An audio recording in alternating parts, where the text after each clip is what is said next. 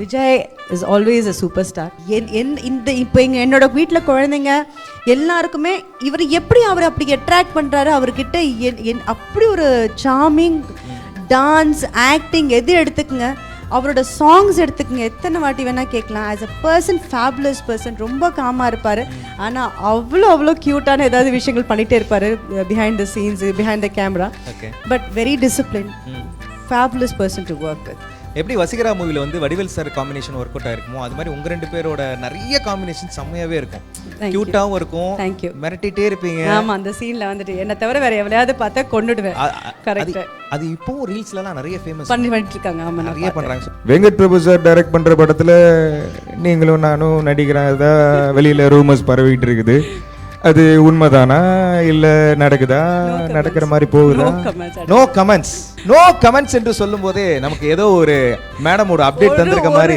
கிக்கெல்லாம் வேண்டாம், ஒரு எனக்கு இது நோ கமெண்ட்ஸ் தான். பட் ஏதோ ஒரு ஹிண்ட், ஏதோ ஒரு சர்ப்ரைசிங் எலிமெண்ட் நம்ம இருக்கு, நம்ம நினைச்சுக்கலாம். அஜித் சாரோட படம் பண்ணும்போது is a fabulous human being.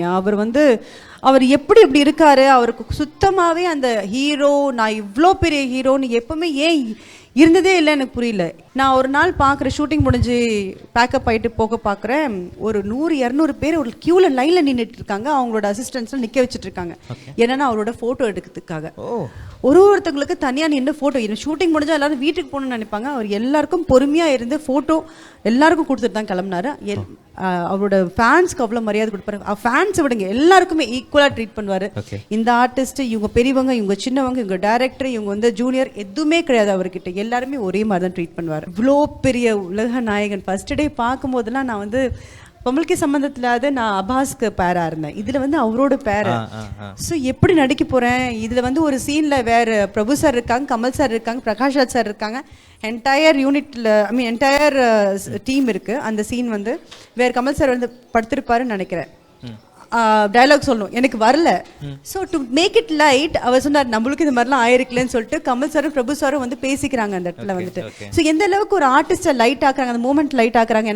எனக்கு டென்ஷன் ஆகுதுன்னு தெரியுது, எனக்கு வந்து பயப்படுறேன்னு தெரியுது. பட் இருந்தாலும் அதுக்கு அந்த டைம், அந்த இடத்த காம் டவுன் ஆக்கிறதுக்கு, என்ன காம் டவுன் ஆக்கிறதுக்கு அவங்க அவ்வளோ அழகாக ஹேண்டில் பண்ணாங்க அந்த சுச்சுவேஷனை. செம ஸ்வீட்ல. ஓகே, நெக்ஸ்ட் பிக் போலாம்.